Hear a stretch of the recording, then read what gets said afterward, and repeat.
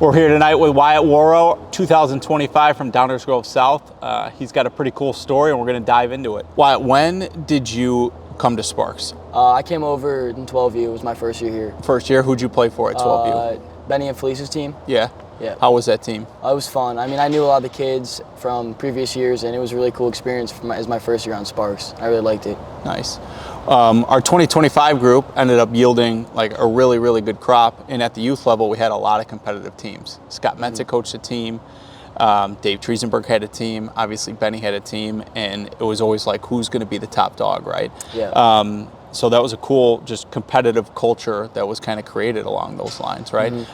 You guys have a lot of friendships from guys on all those teams, and ultimately players from all three of those teams, even four teams. Jeff Penskofer had a team. We had players come up onto the black team from there. So we pulled a lot from, a big group at that 14U age. How would you describe your game?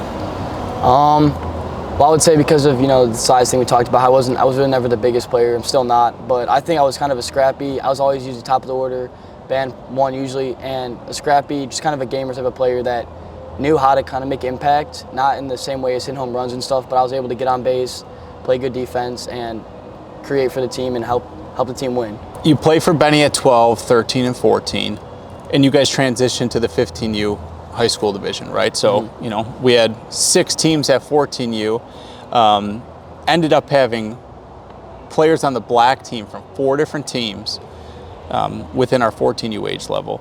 But going into that off season, when you entered your freshman year at Downers Grove South, you worked, off season came, season started at DGS, and rosters were released in April, right? What were your expectations before rosters got released in April? I was expecting for sure to be on one of the top 2 teams, and I think I made big enough impact the previous 2 years with Sparks in front of your eyes and other coaches that I would be given the chance to play on a black or white team, and that's where I kind of expected to be. And rosters came out in April, and you weren't on one of those top 2 teams, were you? No. You were slotted on red, right? Which was whatever, still a competitive group, but that shocked you? Yeah, a little bit. It was kind of almost kind of like, it was a hard pill to swallow first, and I was really surprised. And then you reached out to me, and you came to the office, we sat down, and, honestly, I'm looking at you back then, and I'm like, dude, you're just tiny, you know what I mean? And from an evaluation standpoint, it's size is cool and whatnot, but there's still guys who don't have size who can still really impact the game. And I just feel like guys like that have to prove it a little bit longer for people to take them seriously, right? So you came down, you sat in the office, and shed your case on, hey, listen, I've been a top player on this team for the last how many years, and the red team really, like that's where you put me. Obviously you thought higher of yourself, but you left that office, and what was the communication that I gave you, when, in that meeting that we sat in? I mean, it was obviously you gave me the truth, and you didn't, mess around with, or you didn't kind of go around the main case, which was I wasn't the toolsiest player, and I still had to prove some things because of my size and that, and it kind of helped me realize, I might have been a good player and I could get by earlier, but now it's a bigger field, kids are still getting bigger, I'm still not that big, and I knew I had to, still go do what I have done the last 2 years and go be that gamer and go create for my team, and I just had to prove it to you again. And you left that meeting, and I told you that if you do what you think you're capable of doing, you would get promoted, correct? Yep. So 4 weekends go by, you're on 15U red, and you're on fire, right? End up hitting 450. It's been 4 weekends. You put us in a position as an organization that, all right, this dude deserves another shot. He's not being challenged enough. That's what our goal as an organization is. If you're not being challenged enough, we've got to figure out a way to get you that opportunity, or else we're at risk for losing you, right? You might go play for somebody else in a sense. So 4 weeks go by, I give you a buzz, hey, what'd it look like? You pretty much told me you did exactly what you wanted, or you knew you wanted to do and knew what you had to do, and go ball out and prove me wrong, which obviously I did. And you were like, you deserve this call up and you deserve to get moved up and play at a more competitive level because you showed that it wasn't competitive enough for you, and you told me that I was moving up to White. So you go up to White, new team. It's probably the beginning of July. You got 4 weekends left, and you duplicate even at a higher level what you did on the red team. Take me through that part of the season. I mean, I try to keep the same mindset. Like, I'm still playing to put up results and help the team win, and it's nothing different, even though I'm on a different team. And I still knew a lot of kids, so it wasn't like a huge mindset change or different type of team in the sense. So yeah, I mean, I was still kind of hungry to prove people wrong and show you that maybe I deserve to be on black and keep going. So obviously I played good again. I think I batted high 400s again. Was one of the better hitters on the team, batted leadoff. And after the season, I felt that I kind of capped it off exactly how I wanted to, and I proved as many people wrong as I could through that summer. I mean, that summer ends, and you didn't just you hit 490 that second half, right? 4 weekends. I think you had 55 at bats, and the biggest thing that those coaches on the White team were coming to me at, dude, I get he's small. It doesn't matter. There's guys who are undersized who can still juice the ball.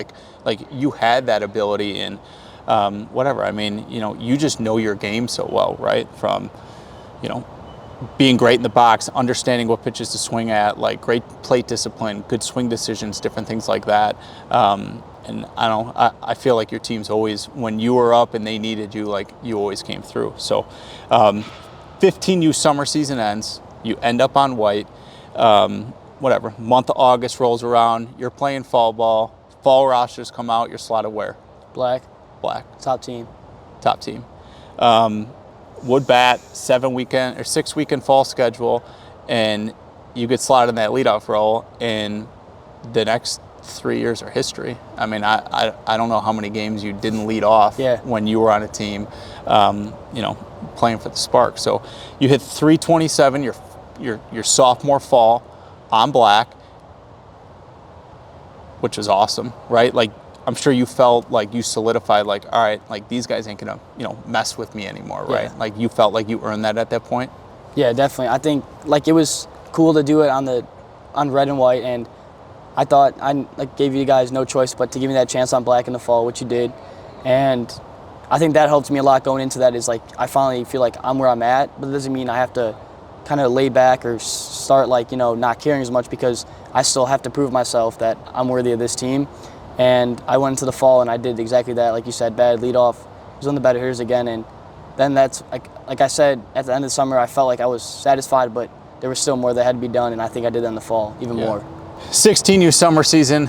Rosters roll out again in April. You're on the black team. You guys had a great 16U summer season. I mean, one of the best that we probably had in the last 10 years, right? You guys make a third place finish in the WWBA Perfect Game 16U National Championship, 430 plus teams in that event. You guys kill it that whole summer. You were the catalyst on that team. I mean, your coaches loved you. Everybody raved about you. You did everything that we asked you of, right? How do you feel being put back kind of against the wall and having in the back of your mind, these guys might not believe in me, but I'm going to show them? Do you feel like that changed you as a player? Yeah, I mean, I think it was definitely never anything personal. I knew it wasn't, you guys weren't trying to push this out of me, and it's just kind of the way the cards folded, and I was put in a position where I had to prove people, and maybe in a sense that helped me with my motivation. I maybe even played better because of it for the next 2 years. But yeah, I think that it definitely did help me. It kind of lit a fire inside me, and I knew that I could go bat as good as I possibly could, and maybe there's still doubt. So I'm gonna do better than I think I can, and keep doing that. You were never going to go backwards in your mind. Yeah, right. Exactly. Right. You weren't going back down. Right. And I feel like everybody totally saw that out of you. I mean, you were a top 2 hitter on that 2025 16U team. You had a great summer season. August 1st came, your phone was ringing real hot for a good minute.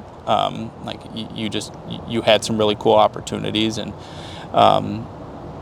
you earned all that. So I mean, we're proud of that. You're a 2-time Jupiter player, right? Went as an underclassman, went again as a senior.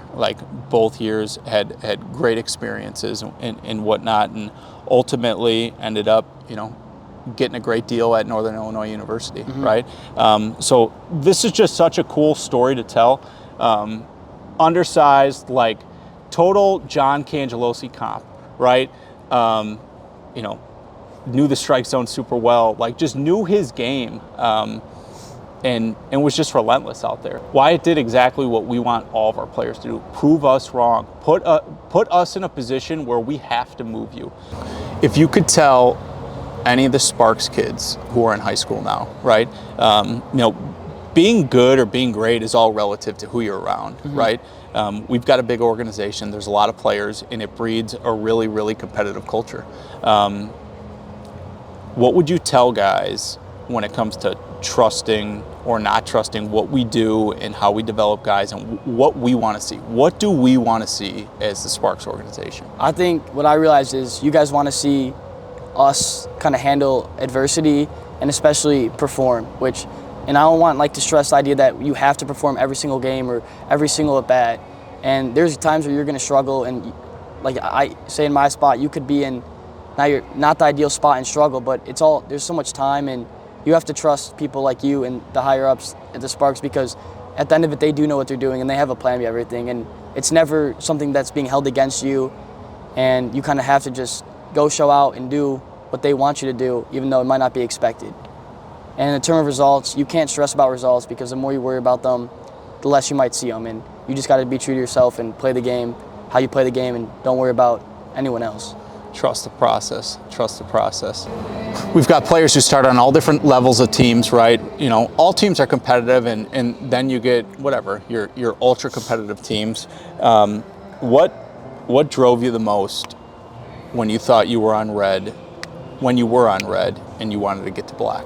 Why did it mean so much to you to be on black? Was it a post on your Instagram, or like what did it mean to you? I mean, it was kind of more something just for my pride itself. Like I wanted, you know, there was obviously like I doubted myself when I saw that, obviously because I thought I was deserving of a better team.